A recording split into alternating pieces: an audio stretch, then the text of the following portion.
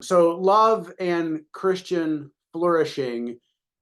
And, I would say that this has been an ongoing conversation, both personally and professionally for me. And again, I'm just sharing just a few ideas. I thought it would be helpful for us to start with an experience. And if you've seen this movie, A Beautiful Day in the Neighborhood, about the life and work of Fred Rogers, Mr. Rogers, the children's television show host. This is a fictionalized account, and so this didn't really happen this way. But there's a turning point in the movie where a journalist is sort of complaining about all of the terrible things in life. And Fred Rogers stops him during this lunch and says, "Would you take, along with me, 1 minute to think of all the people who have loved you into being? 1 minute, and I'll watch the time." And so I'd like to invite us to take this minute together, and I'll play the role of Fred Rogers watching the time. So, I think this is really helpful to ground us for the conversation that we're going to have a moment of reflection and even gratitude. So maybe call to mind one or a handful of people who have loved you into being, who have helped you to become a better self, a better person. And imagine them for a moment and reflect on what was it that they did? How did they make you feel? What did they do to actually support the emergence of a better self?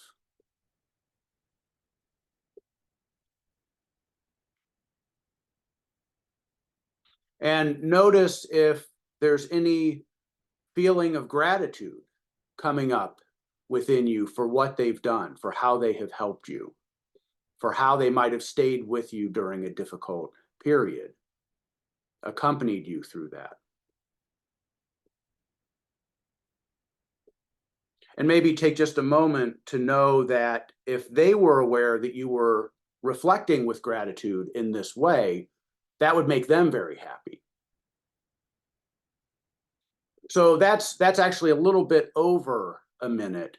But how do we flourish? We flourish because other people have invested in us, and from a Christian standpoint, because God has invested in us. And so we understand this African principle of Ubuntu, which is a person becomes a person through other persons. We understand that our flourishing is dependent on other people and on the God who created us. And so there is great reason for us to have gratitude every day that we've been given these gifts throughout our lives. What does it mean to flourish? I think it's helpful that the Human Flourishing Program at Harvard and others in our broader network are drawing a distinction between well-being and flourishing. Well-being is a bit self-focused. Flourishing is more holistic.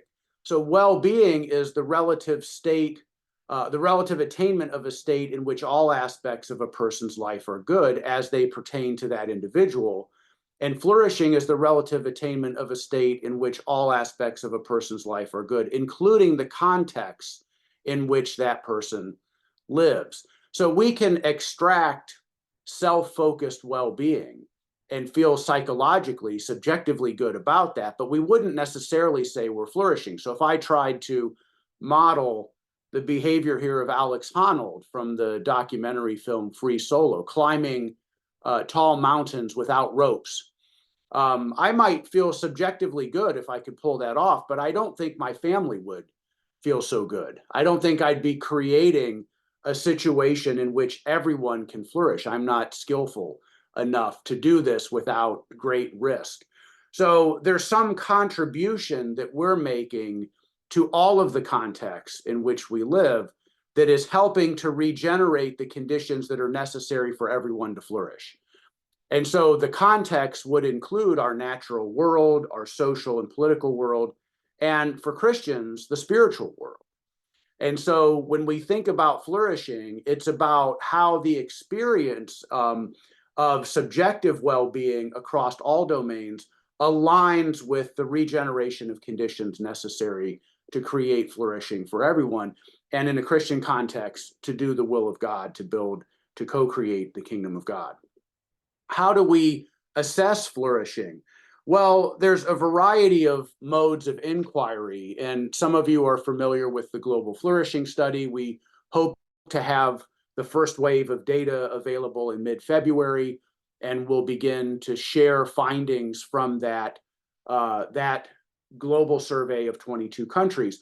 But we also, at the bottom left of the screen, you see this Understanding Flourishing, Developing a Global Community of Practice report. The idea here is that we've got a quantitative deductive process with the Global Flourishing Study. What about a more grassroots inductive dialogue across cultures that's more qualitative in orientation? And so we're creating a process, co-creating really with a large group of people, a process for exploring what flourishing means in diverse cultures in a way that complements the quantitative work of the survey. Of course, Vic mentioned the Flourishing Network. You're all welcome to join. You can find it on the Human Flourishing Program's website and ask to be added to the list. We've tried to produce some books that offer our larger networks understandings of how to measure well-being and flourishing. So Measuring Well-Being is available for open access download from Oxford University Press. My latest co-edited book is Transcending Crisis by Attending to Care, Emotion, and Flourishing. Unfortunately, not available for open access at this point, but these are all resources that we invite others into the conversation and into the journey of using multiple modes of inquiry to understand and assess flourishing. So some of this research has posed us an interesting question when we see the patterns. Why do materially advantaged medical and psychiatry residents, people who have completed medical school but aren't yet quite fully doctors, in the United States report lower flourishing than materially precarious factory workers in China, Mexico, and Cambodia? And that is the pattern that we've seen in our surveys, at least. And so when you look at this image, you can see two very different material circumstances. One side of the screen, this is Sao Paulo, Brazil, or part of it. One side has private pools on each individual balcony, and the other side is a very different kind of material setting. And if we think that flourishing involves integrating individual, organizational, communal, planetary, and spiritual dimensions of life-affirming forms of well-being in ways that promote well-doing, then we might want to ask some deeper questions if we're going to try to sort out on which side of the fence do we find the highest levels of flourishing. It's not just about material well-being. We would want to ask some additional kinds of questions, including where are people most alienated from self, others, nature, and the sacred? It might be the folks with the pools on their balconies that are more alienated in some of these ways. And where do people feel fully alive and empowered to care for each other? Or when do they feel like lifeless bodies in a system? And so the idea here is, let me try to move something on my screen so I can see this. The idea here was expressed by a high school student in Silicon Valley, Carolyn, whose image is shown here, was featured in a magazine article a few years ago in the Atlantic Monthly in a story about teen suicide in a very highly affluent community.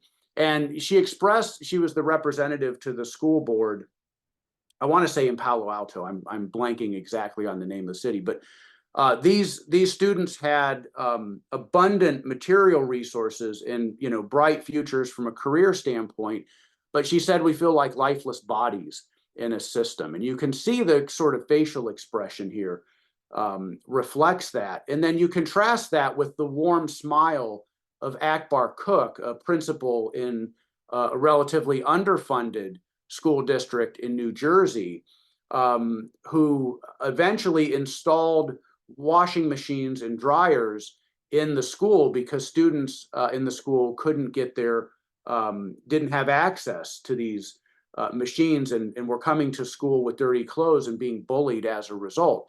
So very significantly different material circumstances, but the warm smile of Akbar Cook is indicative of a kind of experience where you're fully alive and empowered to care for each other, to receive and give care. And so when we think about flourishing, I would say that, you know, we don't want to look at only one domain. We want to dig deeper.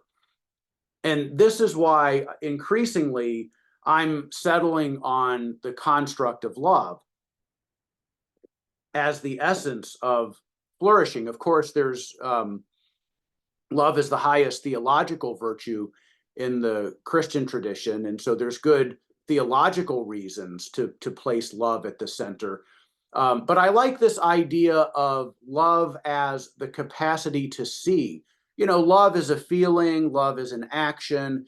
It's a variety of parts of speech, and, you know, maybe woven together creates a life-affirming story. But among other things, love is the capacity to see. It involves the liberation of the soul from self-preoccupied fantasy and keeps attention fixed on the real situation. I think this is the kind of love that Akbar Cook is expressing when he perceives what the needs are. And there's nothing in the high school principal playbook that the standard playbook that suggests you ought to install washers and dryers in your school. And there's certainly nothing in the budget that would, the standard budget that would allow you to do that. But the point of a social entrepreneur is to see a need and find creative ways to resource that need so that it can be met. And I think that's the work of love. And I think that's really critical to flourishing in general and Christian flourishing specifically. So when we see with the eyes of love, as Dame Cicely Saunders, one of the key founders of the modern hospice movement, did, you know, we understand that when we're dealing with human beings, that they matter because they are them. You know, you matter because you are you, and you matter to the last moment of your life. It's not that, as many founders of the hospice movement noted, that the medical establishment, when it couldn't cure somebody, basically said, well, there's nothing we can do, and so, you know, our relationship is over, essentially. And so the relationship doesn't stop just because somebody has a terminal illness. And so we will do all that we can, not only to help you die peacefully, but also to live until you die, because you have infinite value for, you know, every moment of your life. And so when we see with the eyes of love, again, going back to Akbar Cook, you know, we understand that there's always a possibility of flourishing in this moment, even if physically or materially things seem a bit grim.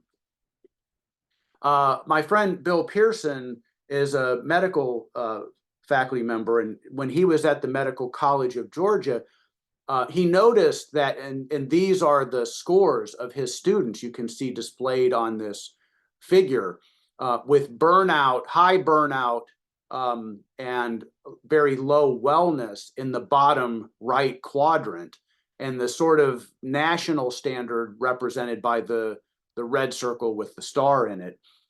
You know, where his students, some of his students are very burned out and very low on wellness.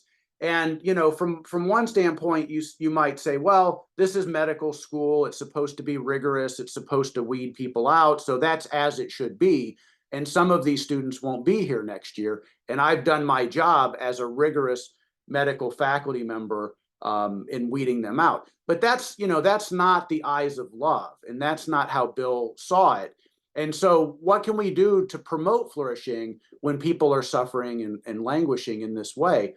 we can create new spaces that allow people to love each other more fully into being.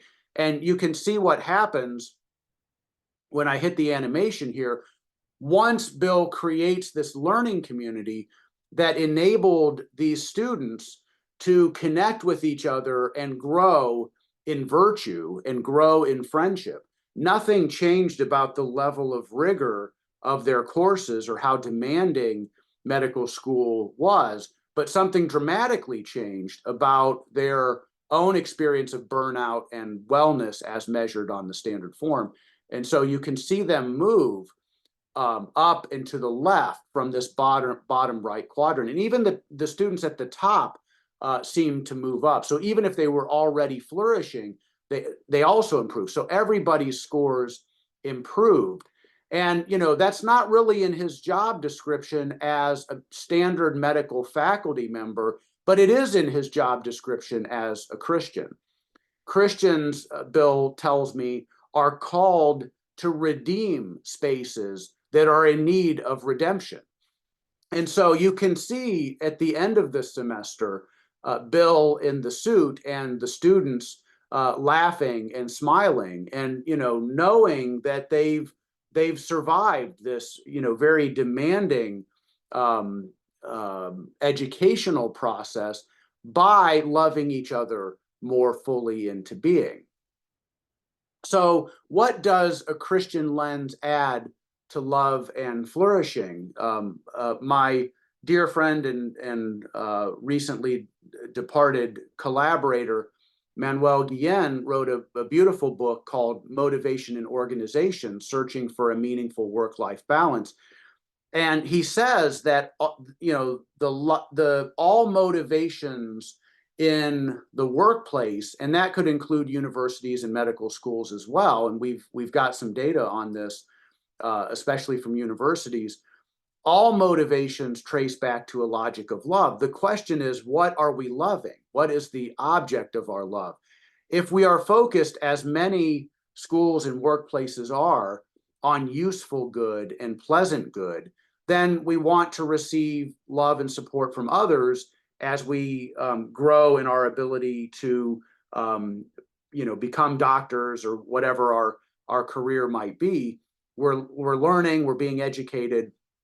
So that's a useful good. And then, we want to have a meaningful career beyond just a paycheck. And so, we have this pleasant good, we love ourselves, but there's also moral good and spiritual good. And one of the things that the Christian lens adds is not just love from others, love for ourselves, love for others, moral good, but also love for the other, capital O. God, the spiritual good, the meaningful higher calling. If that is the North Star and that's orienting how we understand our role in redeeming spaces in need of redemption and in working and co-creating with others and with God to do that, then that logic of love is very different than if we're focused only on useful and pleasant goods. Useful and pleasant goods are goods. They're not bad, but it can become, there can be a disordered kind of lack of balance if we're not oriented towards moral good and, from a Christian standpoint, towards spiritual good. So that's what it adds to conventional metrics of flourishing and conceptualizations of flourishing. And so, I think it's helpful for us to spend a moment comparing the kinds of lessons that have been drawn from empirical studies of flourishing. And so I've titled this Love, Redemption, Flourishing to give us, some of the core constructs that we can bring more sharply into focus. So a beautiful study, the Harvard Study of Adult Development, which is now north of 8 decades, following the same people throughout their entire life course, from their first days at Harvard University, and then a match sample in the community, all the way up to the present moment, and following their kids and others. What Robert Waldinger, the current director of the study, says: after 75 years, the clearest message we get is that good relationships keep us happier and healthier, period.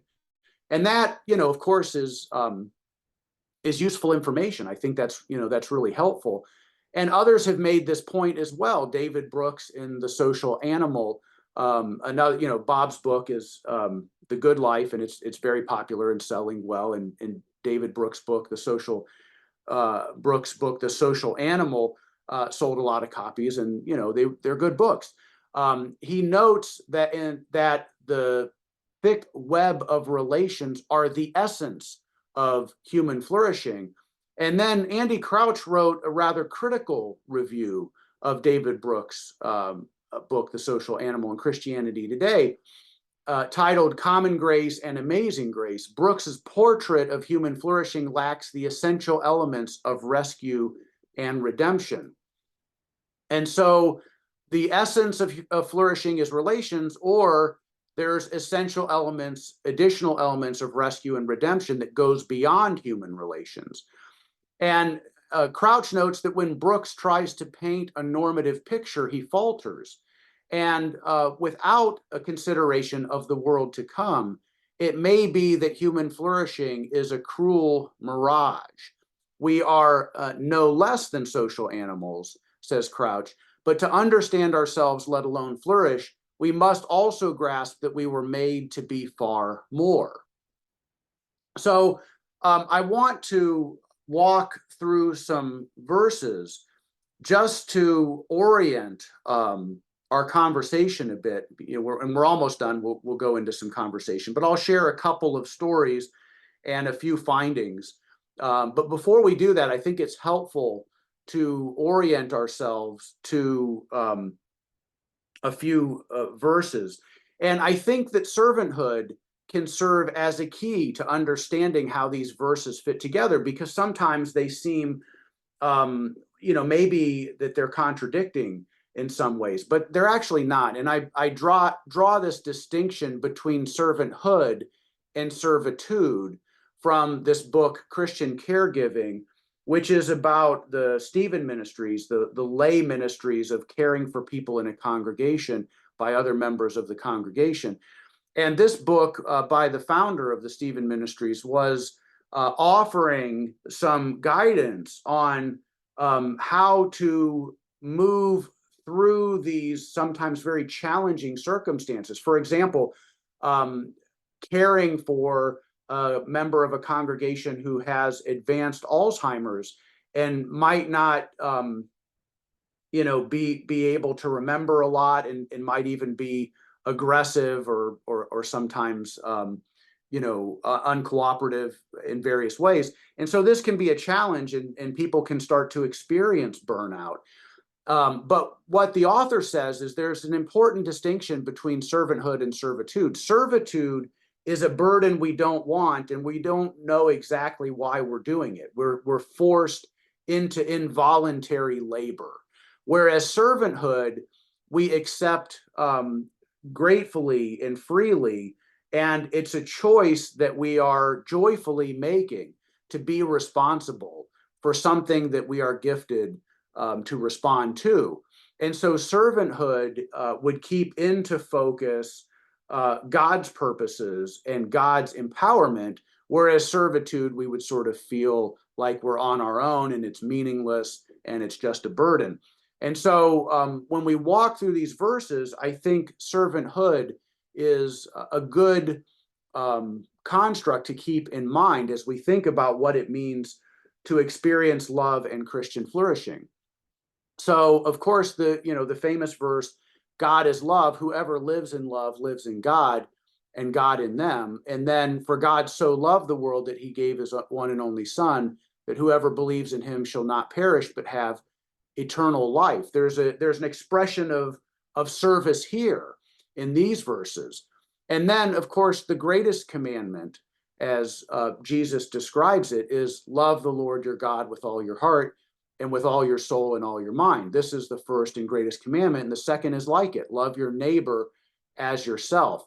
So engaging in the process of becoming a servant is an expression of the greatest commandment and a joyful burden rather than this experience of servitude, which is not freely chosen and not deeply meaningful. And then a new command, says Jesus, I give you, love one another as I have loved you, so much you love one another. So there's a commandment that we are supposed to love God and love neighbor, but we are also empowered because we have been loved. We have received love, and that includes the vertical dimension with God and also the horizontal dimension with other collaborators, other Christians and others who are working with us. So as we have been loved, we are empowered to love. And these other servants are modeling what servanthood looks like, joyful servanthood. And the righteous shall flourish like a palm tree. So there's an element of ethics and morality here, that it's not just warm feelings, but it's doing actual good. It's the pursuit of good. And again, higher good, not just useful and pleasant good, but moral and spiritual good. So it's the righteous that shall flourish like a palm tree. Okay, so that's fine. If we stop there, that's a pretty happy story, and we've got, fairly clear guidance, but it gets a little bit more complicated, but not really if we keep servanthood fully in focus. And again, love is a way of seeing. Jesus, to the complaining disciples who said, look, we've given up so much, he replied to them, no one who has left home or brothers or sisters for me in the gospel will fail to receive 100 times as much, along with persecutions. So you get this abundance, this abundant life that this seminar series is so beautifully putting into focus before us. You get this abundance, but with persecutions.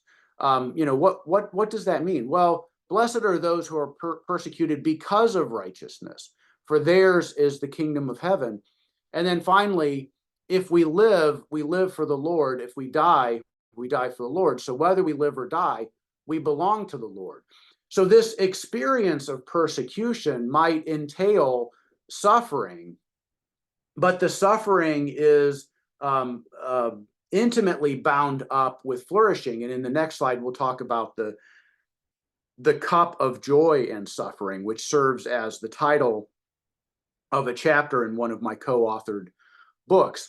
But the idea is that if we approach the experiences of life from the standpoint of servanthood rather than servitude, the persecution becomes much more bearable. We start to move away from burnout and low wellness, along with Bill's students, and up towards the upper left quadrant, because we remember that life is a gift. We're grateful for that gift, and we understand that we will receive 100 times as much as we've given, but there's some persecutions that go along with that, to the extent that we remain focused on righteousness.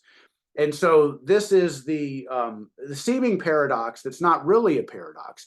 And I've got some stories to illustrate this in the last couple minutes of the talk. And so I mentioned the cup of joy and suffering, and this comes from a quote from one of the missionaries that we studied when we were writing the book, The Heart of Religion.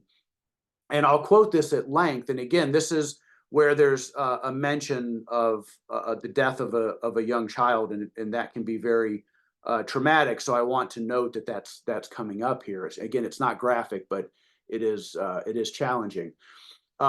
This was in the wake of a terrible flood in Mozambique, and this missionary writes, in the last few days, I've learned more than I ever imagined about the cup of suffering and joy.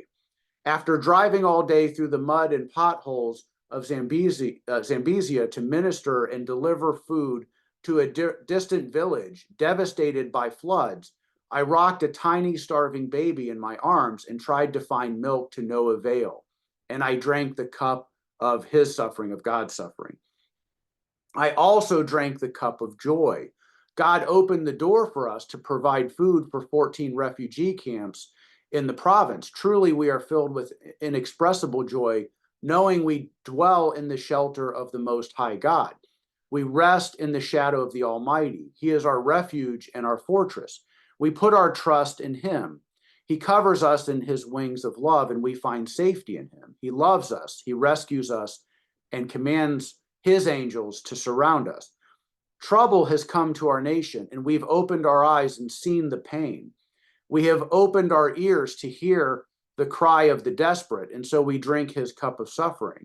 We drink his cup of joy, knowing we can be his hands extended in the midst of it all, and knowing he died, that there would always be enough. So the idea here is one of servanthood, not servitude. And it's expressing a not a flee from suffering or an unwillingness to see, but seeing suffering with the eyes of love and participating in that suffering very deeply, but also understanding that it's possible to be God's hands extended in the midst of it all. So suffering is integrally involved with flourishing. This is not sitting on a mega yacht in the Mediterranean, drinking a martini and escaping from what happens when a province is flooded, but being fully present to that and working to co-create with others spaces of redemption, even though there are terrible outcomes and not everything works as we would hope, but there's joy even amidst the suffering. So do self-reported experiences of God's love matter? It seems that from this account from the missionary Heidi Baker that it does, but what about more generally? We conducted a national telephone survey for this book in the fall of 2009. And several questions we asked about the experience of God's love. How often do you experience God's love? And do you experience it directly or through other people? And then we started to look at some of the benevolent service measures, giving time to help others, giving more than $5,000 a year, which is an important cutoff in the research, to charity, strongly agreeing that people share an unbreakable bond of humanity, and strongly agreeing that the respondent should contribute to making the world a better place. However we measure it, those who report that they feel God's love more than once per day, that's the highest category, are often, experiencing giving in benevolent ways at levels that are twice as high as those who don't experience divine love at all. And so this was a national telephone survey that was not restricted to Christians, but we were able to compare Christians and then those Christians who experience God's love most frequently and most powerfully with other groups. And so one of the comparisons we see here is that those in the high divine love category, the 112 respondents out of 1,200, gave time to help others more than once per week, 41% of them, compared to 20% of those who said they didn't feel God's love directly, so twice as much. So it does seem to make a difference in the lives of people in a way that we can generalize to the entire United States. I'll end here. I know we're supposed to go about 30-ish minutes, so we're about 33 minutes. So I'll end on this slide. With one of the central conceptual ideas from the book that we developed, in that seeing beyond circumstances, beyond the immediate material circumstances, so that people could persevere in their benevolent ministries and continue to co-create with God and with other people. And a helpful verse here, as I alluded to earlier, is that as I've loved you, so you must love one another, Jesus says. By this, everyone will know that you are my disciples if you love one another. So the tangible expression of love in the midst of suffering, redeeming spaces in need of redemption, and working with God and others to do that, is the fruit that helps people to know that a person is one of Jesus's disciples. And so well-being, we wrote in the book, is redefined in terms of doing God's will and being the face of God for others, not necessarily scoring the highest on physical health or emotional health or life satisfaction or meaning or purpose. It's nice when those things are aligned, but well-being is most fundamentally just doing God's will and being the hands and face of God for others. Any suffering resulting from faithfulness to God's call can then be radically redefined in terms of servanthood. Through participating in a loving relationship with God, the faithful learned how to see beyond circumstances. And I would end just with a brief reading from the book. This is a hospital chaplain who at the time was serving in an assisted living facility where people, die quite frequently and often are under hospice care. And her name in the book, we use a pseudonym, Karen. We note that Karen has received a public award for her years of tireless service in this context of chronic illness and dying, a situation that tends to breed exhaustion and burnout. Using the language of the call and its attendant duties, Karen explains, quote, "When I'm called to duty, I go. In any given week, it can vary from 60, 70, 80 hours. I'm always on, and the Lord gives me strength for that. I sometimes say that I'm drained or tired, but the Lord picks me up the next day just as revived as when I first started. It's just God giving me the energy," unquote. The never-ending suffering that surrounds her affects her spirit and yet is mitigated by her ability to see beyond circumstances. In one particularly memorable example, Karen described a situation involving a young woman suffering from multiple sclerosis. This kind of early middle-aged woman was brought to the nursing home after her husband maliciously knocked her out of her wheelchair, and as Karen described it, quote, "took everything that they owned, took everything out of the bank, and left her there in the middle of the floor," unquote. The circumstances of this incident are both tragic and bewildering, but Karen was able to see beyond them to imagine an opportunity for good. And this was a verbatim quote from her description of how she processed what she experienced in this example. She says, quote, "There's a lot of anger involved in it because you want justice.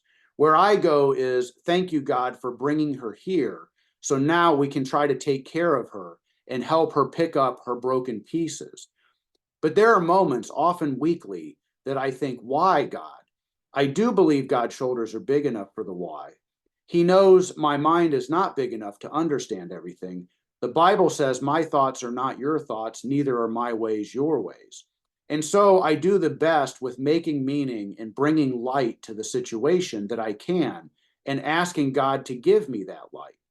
Another thing that is very pivotal is the heart of gratitude, being thankful for what I have and for where I am and what I'm doing. God sustains me. Once I get back to the grateful part, all these other things just sort of fly away from me. So I think I'll stop there. I realize I'm now a little bit over time, but thank you all for listening, and I'm delighted now to entertain conversation. Lee, for that inspiring presentation. There's something that you said that was very fascinating, that Christians are called to redeem spaces that need redemption, and we can do that through love and Christian integrity. So your discussion today is making me to see caregiver differently on one hand, and also flourishing as something that is contingent of love. And this love is about servanthood, essentially, that's grounded in that.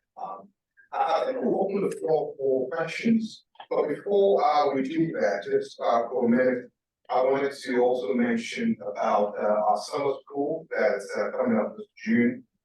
And it's an exciting time. It's really wonderful to have everyone here at Regent on campus. where we seek to talk about a different perspective on Christian flourishing. And you can of course go to the website, our regional website, and get registered and get started with that. And we're looking forward to hearing all your presentation. We'll have speakers like Tyler Vanderbilt, Bill Hathaway, and even Jennifer Ripley, and even have Washington also on this call.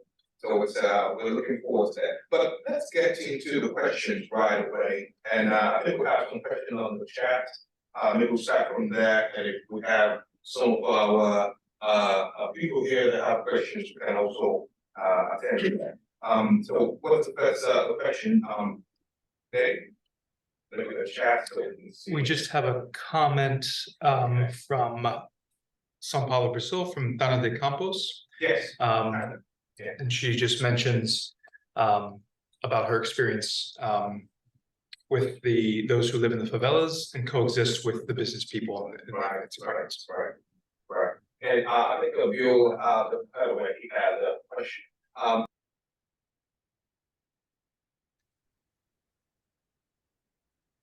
So thank you, Dr. Lee. I think that was the crispest presentation of what distinctive difference a Christian perspective makes in conceptualizing human flourishing. And it also points out those I think missing elements of a purely self-centered, I don't mean that necessarily in a negative sense, but just in terms of where we focus our model of flourishing or well-being. If it's focused on the individual ego, it shows that incomplete kind of stage.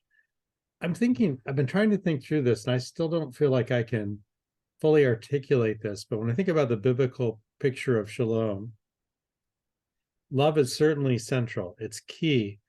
But I think one of the challenges is to focus on any one aspect of the biblical teaching, because it's all so balanced. Because we know of other cases, I'm thinking of the statement of Jesus where he talks about going out and sharing the gospel, and if people don't receive the ministry, then you shake the dust off the feet after a certain point and move on.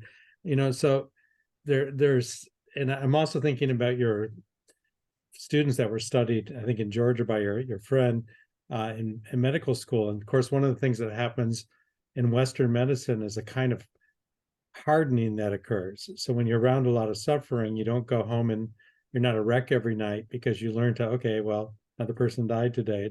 I don't want to sound that nonchalant about it, but people do get this kind of hardening. And certainly I don't think the Bible would advise that. On the other hand, there is a perspective, a kind of balance that takes place. And so certainly the Christian view seems to pull us into a loving concern for others in a way that Stoicism doesn't. And I think that leads perhaps to more opportunity for flourishing of context or societies. I wouldn't be surprised. I just don't know. I don't know how any of those one things that seem like an important emphasis, though, if we just ran with them, might not have moments where it actually doesn't promote flourishing, but it's somehow the whole biblical picture of life that leads to flourishing in ways that are hard to quantify with a single item scale or even a few items. Anyhow, that's enough. But I just thought you were doing a great job presenting why this is an important complement to the current secular approaches. And yet I still don't know if we could capture it in a simple scale, the fullness of the biblical form of life that's being recommended. Yeah, I really appreciate that. And, I agree with the virtue ethicists who argue persuasively that the virtues help each other, that any virtue by itself, like love without practical wisdom, would not be love, would not be fully love. And so part of our challenge is to use language in an analytical way to carve up the whole picture so that we can get some understanding of the components. But it's the totality, it's the gestalt that ultimately matters. And so when I think of Martin Luther King Jr. saying that power at its best is love implementing the demands of justice, that links together some constructs that for some people are not connected. Oftentimes we see love and power as being very separate, or even justice being separate from love. But power at its best is love implementing the demands of justice. That's telling us that these different pieces fit together.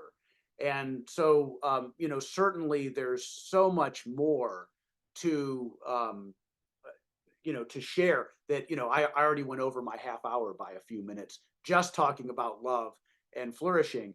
And, I would not want to be reductionist in any way and say, there's a whole movement against reducing things to essences. And I used the word essence a few times and highlighted it. And so I think it's helpful for us to start a conversation about love and flourishing, and then let's expand it to include all of the virtues and everything else that we find in the Christian tradition. So, I feel like love has been needlessly and incorrectly dichotomized, separated from power, from justice, from shalom, from practical wisdom. And in fact, in an article that's under review at a journal right now, I've written with a business leader, and I think we called it Love and Flourishing in a Business Organization. And then the subtitle with the organization's name was The Practical Wisdom of Barry Way Miller Incorporated. And so what we're saying there is that what they have learned over the decades at this group of companies that's under the Barry Way Miller Incorporated umbrella, there's about 140 globally. What they've learned is practically how to apply lessons of love and care so that it strengthens the financial sustainability and growth of the company, and it benefits the flourishing of the people who work for the company, who live in the communities, and who are served by the company. So the separation of practical wisdom from love is something for us to remedy. So guilty as charged, and I fully agree with everything that you said. Thank you for that response. The floor is still open. I think we could also receive more questions. Okay, Yes, sir. thank you, Dr. Lee, for the really interesting presentation. Hopefully I'm not echoing too much. But anyway, my question is, I was curious about your thoughts about explaining the difference in flourishing between the materially bountiful group and the material kind of disadvantaged group. Yeah, that's a great question. Thank you. I think, and we don't have definitive data, of course, in this work that we're doing, we would prefer to have longitudinal data for multiple waves and be able to generalize to the community. And oftentimes we only have one or two waves, and it's not as representative a sample as we would like. But what I can say about what we've seen so far, the impressions that we're getting, and we would want to study this more rigorously and have higher confidence in these kind of speculative comments, is that if you have I'll tell a story. So going into one of Barry Way Miller's factories, as I've been able to do, you can see the warmth and the care. You can feel it, from walking in the door.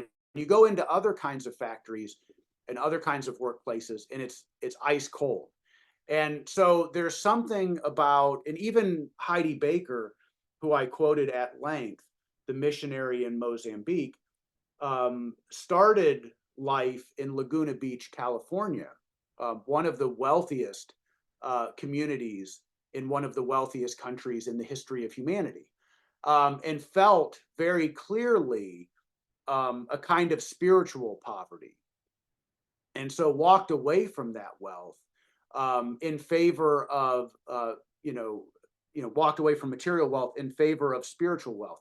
So there's something about the warmth of human relationships and something about the spiritual wealth that is really meaningful for people. And I think you can see it comparing Akbar and Carolyn, just the sort of facial expression and the presence that they have. You can have every material advantage in the world, but if you're not immersed in warm, loving relations, and this is the genius of Fred Rogers, it's not just that you need to receive love. More important, you need to give love. And so you need opportunities to feel empowered to give love. So he tells this story, actually the journalist who is also fictionalized in that Hollywood production, the journalist wrote an article. It was supposed to be like 400 words, and he couldn't stop writing. He wrote like 4,000 words or some crazy amount of words about Fred Rogers. And he was very skeptical at first, but then he came to really appreciate what was special about Fred. And Fred, of course, was an ordained Presbyterian minister who decided that his ministry was through television rather than through a conventional congregation.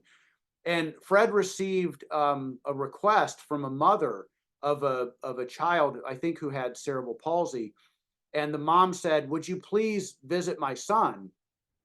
You know, he's very depressed and harming himself, and he likes you and he likes your show."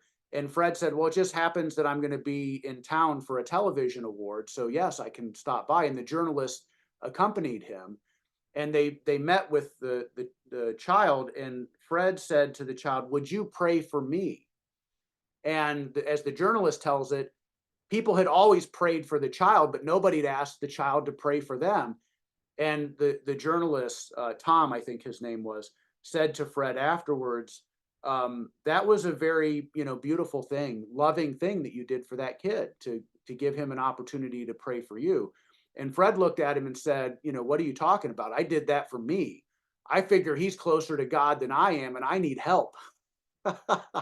So it's this beautiful recognition that human beings are created to give love. And if we somehow close off from that kind of ontological reality, then it's really bad for us emotionally and for our soul and all the rest. And so I think that there is something happening in communities at times that don't have the material wealth, but they have the spiritual and relational wealth, affective wealth. And when I say that, people say, "Well, are you counseling that we, as a policy matter, we should create more poverty in the world?" And it's not about doing something foolish, but it's about recognizing where the strengths are in relatively materially impoverished communities and relatively materially wealthy communities, because I think you have some spiritual wealth in the factories that Barry Waymiller has organized, which you don't see in some of the other U.S. factories that we've studied.